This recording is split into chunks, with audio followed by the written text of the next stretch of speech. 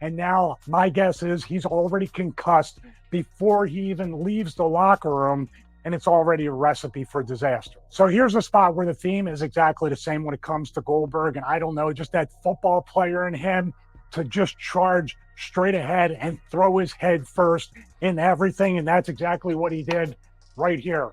He literally hit the turnbuckle or that bolt right there with his head. You can see his head actually hit the actual ring post. It's just crazy. I mean, he just knows one speed, full force ahead, and he was going for what I think is a shoulder block, which means he should have really hit his shoulder into the post, but just head first right there. And just, I mean, if he wasn't concussed from the headbutt or whatever he did in the locker room, he's fully concussed, and you'll see in a second, he is gushing blood. It is just unfortunate, a series of unfortunate events when it comes to this match. Here's an example you see right here. Bill is completely split wide open here. Another good thing Steve Richards said too, since he did run to that turnbuckle, as I explained a few minutes prior, this is the very beginning of the match. This is not the middle of the match. This is not near the finish. This is at the very beginning. He's already bruised himself up, despite the cut that he showed backstage when Goldberg had his legendary entrance by security guards. So this is not good. If you're getting bruised like that beginning of the match, honestly, this match should have had a very, very quicker finish than it should already have. Because the fact of the matter is, this was not a long match at all. Because we know that Goldberg's known for having very short matches due to the fact his lack of wrestling ability. We know that. But the thing about it is, this was supposed to be a hyped up match, and I know they had to make a contract deal with Saudi Arabia. This match honestly should have been no more than 5 minutes, 4 to 5 minutes the most. This match exactly was 9 minutes and 35 seconds. And it shouldn't even went on that long because of the, as you can see, as Stevie Richards said, Goldberg's already busted up at the very beginning of the match. So Goldberg, he has that same problem that Steve Braun Breaker even has. Braun Breaker, who's similar to the Goldberg gimmick or Inspire gimmick, he runs too fast, and he popped himself on one of NXT PLEs, which was, I think, Vengeance Day, right before he went to the main roster. Braun Breaker did the same thing Goldberg did. He didn't run to the turnbuckle, but he did run too fast between the ropes, and he cut himself up. So it's just that adrenaline, that fast speed. It's good to have that while you're in the ring, you're going, but it also could be a double-edged sword. You can end up nicking yourself when you don't have to. But let's continue on to see what Stevie Richards has to say regarding this whole thing, because he is definitely on point. He's definitely on point what he's saying right now, because it makes perfect sense of why Goldberg is bruised up early on in the match, which is, of course, not a good look. So let's continue on to see what Stevie Richards has to say. He is gushing blood. Looks great on the show, but it's really a dire situation. He probably doesn't even know where he is. He can't see. We've talked about concussions, and we're going to do a dedicated video about what it feels like to get a concussion when you're in a ring, professional wrestling. It doesn't feel great. I talked about the Bret Hart video with Goldberg and how the lights, the crowd noise, everything, when you have a concussion or even a migraine, not even a concussion, is just debilitating. And at this point, Bill seems to be completely out of it. And you'll see as the match progresses, it gets much worse. So now we're going to look at Undertaker and how good he still is at 54 years old. Keep these ages, by the way, in mind. Undertaker 54, Goldberg 52, and we're going to explain Father Time being undefeated at the end of this video. But Father Time is not going to beat Undertaker at being a great worker no matter what age he is. Look at the punches here. Nice punch. Nice camera cut, by the way, by the production team. Punches are great. Right there. Easy. Boot right there. Also, just as smooth as anything. For a guy his size, almost 7 feet tall, to make it look great and not do any further damage to Goldberg. He could kick Goldberg right in the head if he wanted to, because Goldberg, that's the way he wrestles. Hit me as hard as you want. but is not Undertaker style at all, whether it's the punches or in this case, that kick right there to the side of the head. So I want to put this over as well is the old school, meaning Undertaker will climb to the top rope, walk the ropes, and then come down with a forearm onto his opponent. He can do this at 54 years old. I think he can do it 64, 74, 84. I couldn't do it at 24, 34, 44, nor right now at 52. It takes athleticism. It takes balance. It takes a lot to be able to do this, especially, like I said before, almost 7 feet tall, to be able to walk the ropes, stand right there, then jump off and hit Goldberg right there. Just incredible. Especially Undertaker with knee injuries, back injuries, all that stuff, to still jump off. And it's incredibly impactful to jump off of this top rope and land down like that and not blow your knees out, no matter who you are. So here's the first of 2 choke slams during this match. And Goldberg, I can tell, is incredibly out of it. He's concussed. And I know for a fact, because watch this, choke slam. And then when it goes up, look at where Goldberg's arm is right here. His arm is here instead of posting off of Undertaker to get the height and take a back bump like that. That's why the choke slam had no height to it. You see right there?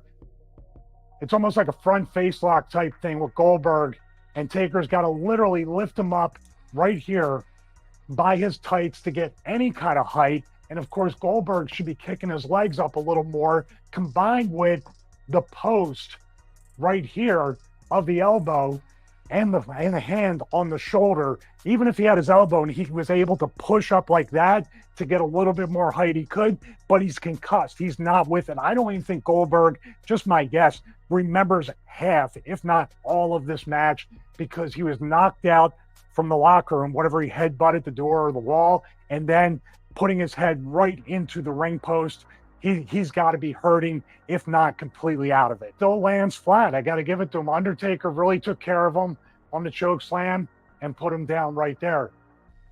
And Goldberg doesn't appear to hit his head that time, thank God. So here's a spot, a double down spot, where basically Goldberg will duck Undertaker's clothesline, and then they will clothesline each other at the same time. And it'll be what we call a double down, where both guys are down, ref counts, and they slowly get up. It could have been much worse. I looked at this close, and imagine if the ring ropes broke on this. Watch his arm. Look at Goldberg's hand right there. What you want to do is reach for the rope, hook it, and then run back, or just have your hand on the rope. Because if this top rope right here breaks and you're not holding on, like Goldberg, look, he's got his arm, his hand's not even gripping the rope. If that rope breaks right here on his back, he better hope he backflips over there. I've seen it happen before.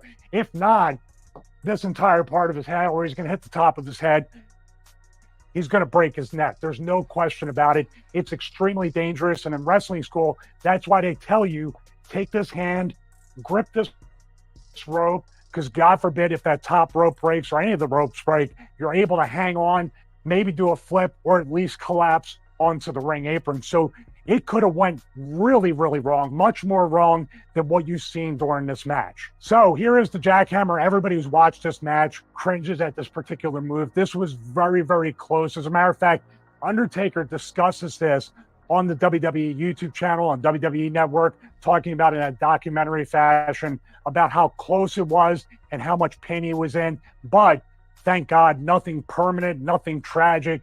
He wasn't paralyzed, nothing like that. His back was very jacked up from this jackhammer here. And you can see it's essentially a brain buster. I mean, that's about as close as you can get. That's scary. And what's so crazy about that is he could have really broke the Undertaker's neck, and not only permanent damage, he could have ended his career, let alone his life. We've seen this happen before. If you old wrestling fans out there remember Dross, he just passed away last year. He was paralyzed from the neck down from a botched move where it had ended up resulting in him breaking his neck. So thank goodness that did not happen to the Undertaker, because Goldberg, I'm telling you, he was inches away from breaking Undertaker's neck. I mean, if you guys remember this clip, this was just nasty. It was nasty how he gonna be able to do this to the Undertaker. No way! Oh my God! Goldberg.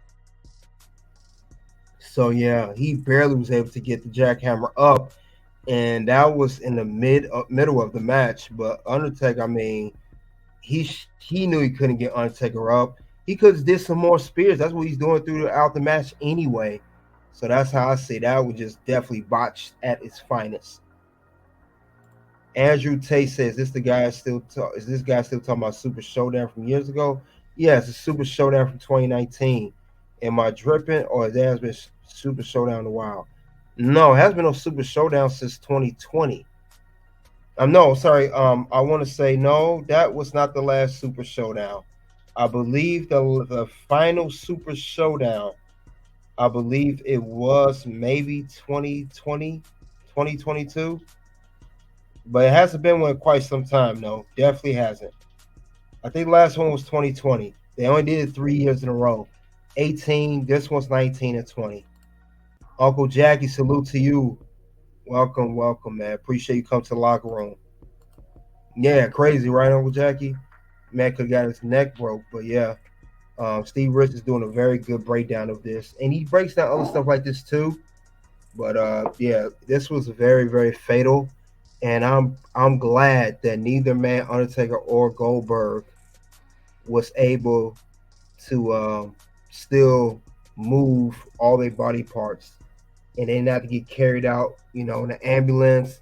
Let alone today, fast forward 2024, 5 years removed from this match, as you said a while back.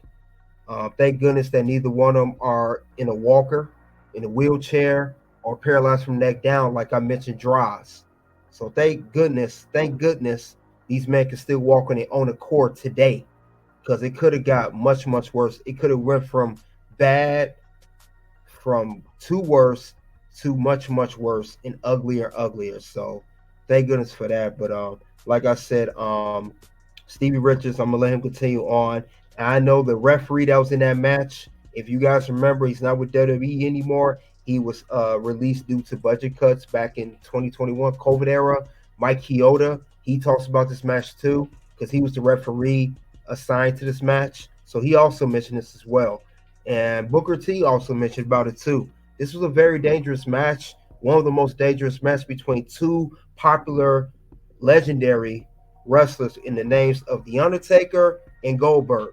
So let's continue on. I think Steve Richards is halfway done through this analysis. I think he has another 7, 8 minutes to go, but he is spot on. He's mentioned things that I didn't even notice at first. And it makes sense because Stevie Richards is a retired professional wrestler. So he would notice more than the average person would. But he's doing a great job, though, breaking this down. Let's continue on, see what this man has to say regarding this match at Super Showdown between Undertaker and Goldberg. Yeah, he barely survived. Yeah. Literally inches away from his neck being broke. So thank goodness for that. But let's continue on. Scary. And Goldberg couldn't get him over. I mean, I don't know if it's because of the concussion. I don't know if it's because of being winded. I don't know why this happened, but I wish they just would have cut it out or cut the match short or had Goldberg do a bunch more spears maybe. But then again, Goldberg was planting his head on the spears as well. So he could have knocked himself out multiple times before this. And it was really just a super scary bump. And I thank God the Undertaker's okay. I thank God that Bill Goldberg's okay too for all the injuries he sustained before and during the match. So let's talk about Father Time in more detail and how Father